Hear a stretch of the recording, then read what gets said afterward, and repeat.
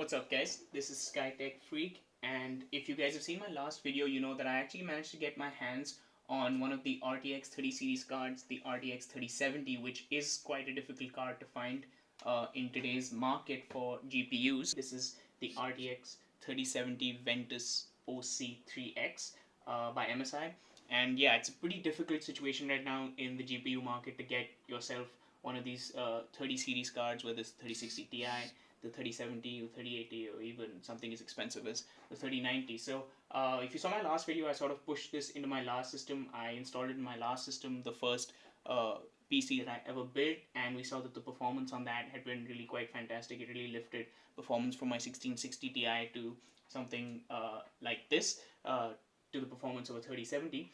And I was just thinking that, maybe if I've managed to get my hands on a card that's difficult to find like this, the 3070, perhaps the 10400F, the Intel card, the Intel CPU, the 10400F that I had in that system isn't quite doing it justice, even though I know that for gaming, the 10400F is actually still one of the best value for money CPUs, and there's really not going to be any difference in performance, especially at high resolutions that I game at, which is 1440p. It's the graphics card that's doing most of the work, and this graphics card was doing just fine in that system. I thought I'm also going to be doing a lot of video editing and rendering and stuff like that now, so maybe I should build a rig around this 3070, and that's what I've sort of done. So I'll quickly just go over some of the parts that I've put in the system, how I built it. I'll also show off some of the lighting effects, because I have managed to get this to a pretty straightforward Corsair build so that everything syncs up, and I really like the peripherals, or sort of the components that Corsair puts out and how they work in their IQ lighting software. So I'll show that off. I'll show you what a headache it is to actually hook all that up at the back, because if you see the wire management, the cable management I've done at the back of this case, you guys will know what I'm talking about, because it wasn't easy sort of to get this lighting effect. But I'll talk about all that in a second, and let's get into the PC components that I've actually used in this build. So of course the first one you guys already know is this MSI Ventus 3X. I've got the boxes for most of these things here, so you can see that's the one I have used in there. It says 3070. And then I was thinking, for a CPU, what should I use? And given that the new Ryzen systems were out, I was on the fence of whether I should sort of get a new Ryzen CPU, and I definitely wanted an 8-core CPU. I didn't want to go for a 6-core CPU again, just because that wouldn't have been enough of a jump. And I actually managed to find another PC component that's actually pretty hard to find these days, the Ryzen 7. This is the 5800X that I managed to get my hands on. So you can see it's the 5000 series Ryzen 7. I'm not sure, and it says Ryzen over here, so I've actually put that in there. This is actually pretty hard CPU to cool, and I'll talk about the CPU cooling solution that I'm using right now, and why I was a little bit worried about it, and what the temps are looking like right now. But we'll just get to the motherboard before that, which is the Tomahawk X570. It's the Tomahawk X570 Wi-Fi. Again, compatible with these Intel chips. I actually didn't have to do any BIOS updates for it to work right out of the box. What I did have to do, and this is something that I thought might have been a compatibility issue with the new Ryzen CPU, but actually turned out to be something to do with the riser cables and Gen 4 of PCIe, is actually that I had to go into the BIOS and change and force it to only run at PCIe Gen 3, because what was happening is the riser cable wasn't being detected properly, or riser cables don't work with PCIe Gen 4. There's a lot of videos on that online. Hardware Canucks and stuff have done videos on that, so I actually forgot. I didn't remember, I didn't have that information at the time, so I had to really reinstall everything. I went through the graphics card drivers again until I finally remembered that, oh, maybe it's the riser cable that's giving it some issue. As for the riser cable itself, it's a Gamer Storm deep cool riser cable. I actually had to do a modification. I'm not sure if you can see this. I actually put some screws down just so that this GPU, given how long it is, it's actually pretty light. It's a lighter GPU than it looks, but I had to give it some screws here just so that it wouldn't sag down. So I added some screws to the PCIe cable there as well. Other components that I've added, of course, let's talk about the PC case itself, which is the 465X. The 465X actually comes with three LL120 fans installed in the front over here. I added 3 more LL fans at the back, so 2 on top. I can see, I'll just show you the boxes here. I added two on top, so two on top here and one in the rear. And then I actually got two more just so that I can add them to the CPU cooler here, which is the Cooler Master CPU cooler. I'll show you the box for that as well. It's right here. It's the Hyper 212 Black Edition by Cooler Master. This used to be a super popular CPU cooler. They used to just throw that on any sort of build you do. This was like a budget option to get good cooling. The Black Edition is very cool, but I'm not using any of the fans that came with it. I'm actually using these Corsair LL120 fans. And a good thing that happened is that this case comes with one RGB controller for fans already installed, but if you buy a triple pack, you get the Lighting Node Pro with it, and what's installed is Lighting Node Core. And so 6 of the fans I have hooked up to the core, but I also got these Corsair LED strips that required a Pro. So as you can see, the lighting kit that I have here requires you to have, it's an expansion kit, so it requires you to already have the Node Pro, which I got through this triple fan set. And as for the RAM, we're using the Vengeance Pro RGB RAM. So I'm using 36 megahertz, 2 sticks of 16 GB, 32 megahertz, DDR4, and higher clock speeds are better for Ryzen. As you can see them right here, higher clock speeds are better for Ryzen. So instead of going for 3200 with cache latency of 14, I went for 3600 with cache latency of 18 or 16, I'm pretty sure. And then the two other ones aren't actually RAM sticks, they're just these sort of light enhancement kits. They're these cheap things that you can put in that look like RAMs, just so that it doesn't look like you have two empty slots. And then of course the lighting effects and things like that also look a lot better on it. So of course all of my lighting that's on here right now is controlled not by MSI's Mystic Light, even though it's an MSI motherboard, but everything is done through iCUE itself. The LED strips, the 8 fans I have, and sort of the RAM lighting itself is all controlled by iCUE. And then lastly, I guess you can just quickly see that I have these cable extension kits, sleeve cable extension kits by Sensei Mod. These are the white ones. In the last build, I actually had the red ones, if you guys remember that, in my first build ever. I really like this company. I think they do a good job with these cables. I've never had any issues with them. A lot of these cables have issues, and then you bust your CPU or your motherboard or something like that, or your GPU, and fingers crossed nothing like that happens with this one. And lastly, of course, you can just see that I got these new speakers, which are the Pebble V2 speakers. No big deal, it's just one of these ones, and I'm still using the same monitor I was using earlier, which is the LG QHD 32-inch panel. So now that you've gotten a quick overview of the build and all the components that I used in it, I'm going to show you guys a little bit of the lighting effects, and then I'll show you what a headache it was to sort of go ahead and install them in the way it does. And I might even have to transplant this PC to another one just so that life becomes a little easier. One of the other components again of Corsair that I just forgot to mention is that I'm using a 650 watt power supply. It's a Bronze Series CV650, and this sort of adds to the headache of cable management at the back because it's not a modular power supply. I wanted to sort of save costs here because all these other components are pretty expensive, and this is not particularly something you see or that affects performance too much as long as you buy a good brand. So I wanted to make sure I get a Corsair 80 plus bronze, but whether it was modular or not was just something that I guess lost out in the cost cutting. So that's the PSU I'm using. 650 watts has been more than enough to run the 5800X that I have in the system plus this 3070. And yeah, so I was just talking about the sort of the heat that comes from this. It's winters right now in New Delhi. It's pretty cold outside, and I have a lot of airflow going through this case. As you can see, I have 3 intakes, 2 exhausts, plus a push-pull configuration on the CPU cooler heatsink as well. And it still idles around 44 lowest to about 48, and any amount of CPU work, whether it's light or anything, can push this up to 60, 65 degrees Celsius. I've actually never seen it go past 80, so even when I'm gaming and things like that, it stays at about 68 to 70 degrees Celsius. And I'll do a few benchmarks and I'll play a few games, and you can see the temperatures based on that in this video too. But yeah, it was just something that compared to the old i5-10400F with a similar CPU cooler configuration I had, which was running around at idle at around 20-25 degrees Celsius and then under load at 45. This is actually the opposite, where at idle it sits around 45 and then it peaks to a lot more. So that was one thing I was worried about. But it's not been a problem. It's not throttled and it's within the power limits. So I might have to eventually sort of switch CPU coolers, and I do have one of them lined up. I was going to use another Corsair product itself. It's this H100 RGB Pro XT. I just haven't needed to right now because it's not throttling, and so I haven't installed it yet.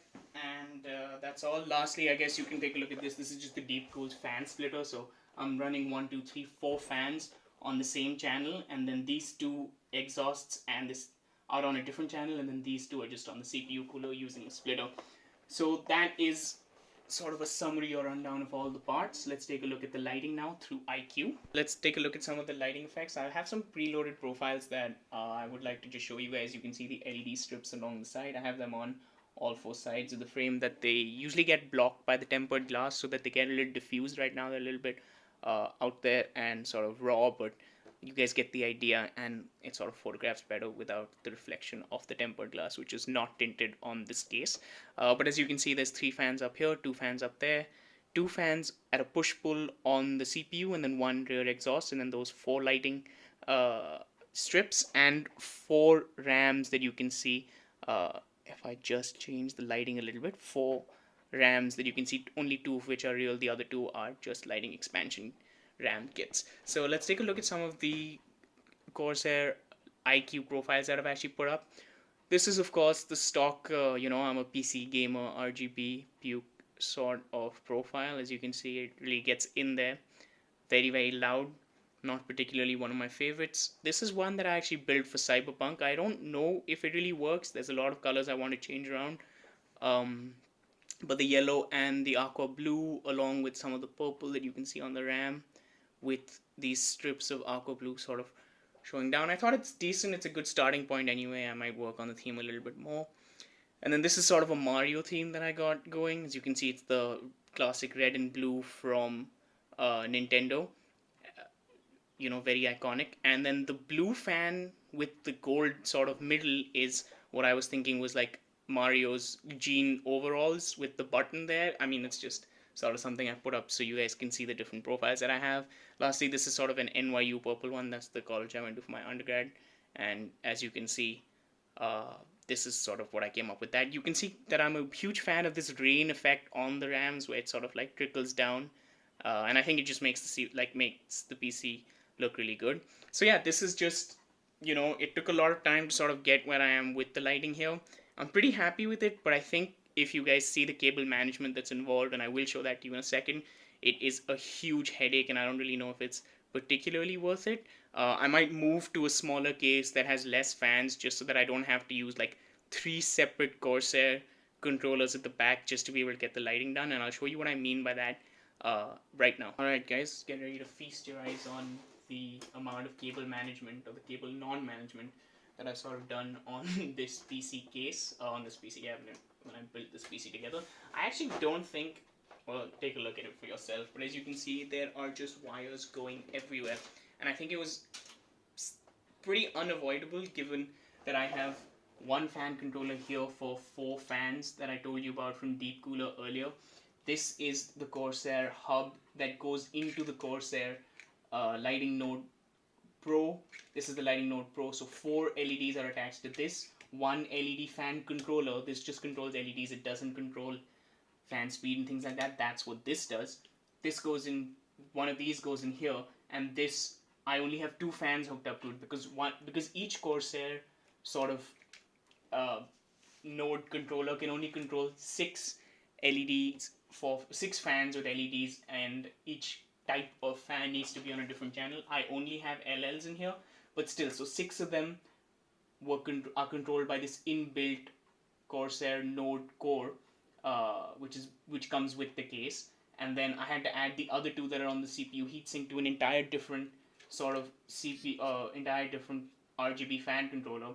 And plus on top of that, I have all these fan splitters because I needed to split the CPU fan, the CPU cooler heatsink to have a push-pull configuration. Like I said, the power supply is not at all modular at all, and so there's just wires going left, right, and center. On top of that, I also had to sleeve a lot of the cables. So it was quite a headache. It doesn't look good. This is why I really want to sort of get a smaller case and have lesser things going on at the back.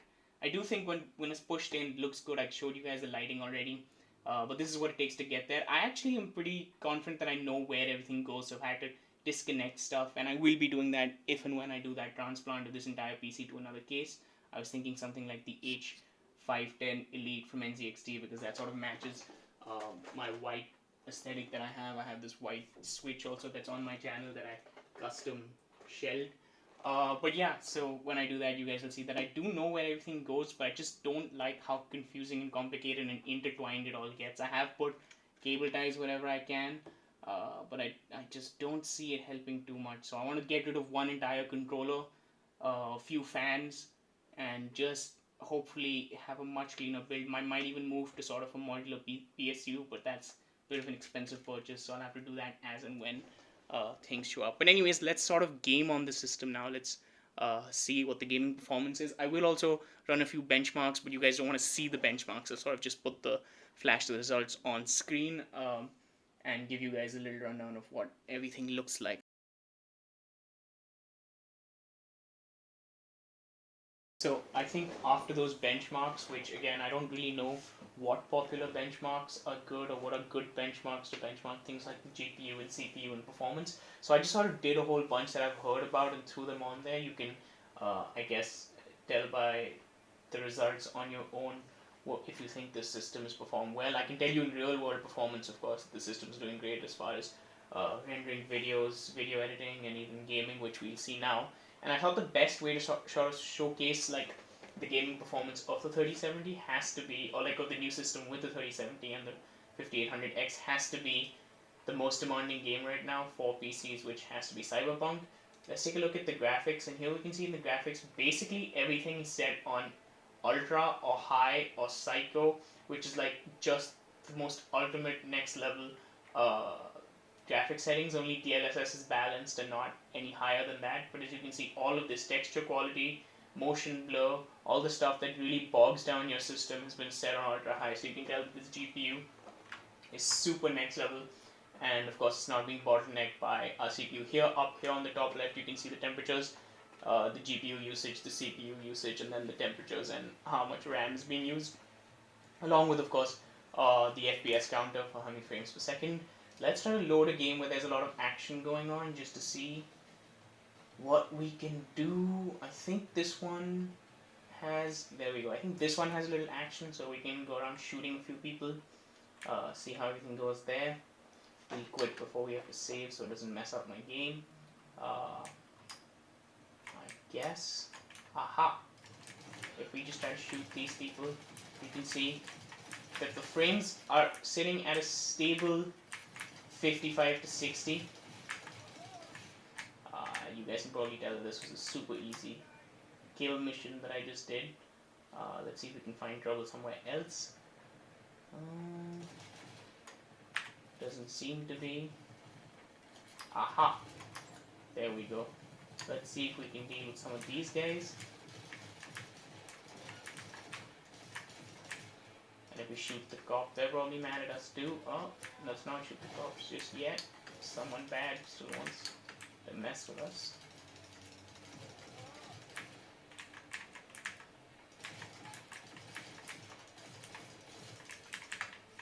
As you can see, guys, I'm actually pretty bad at this game.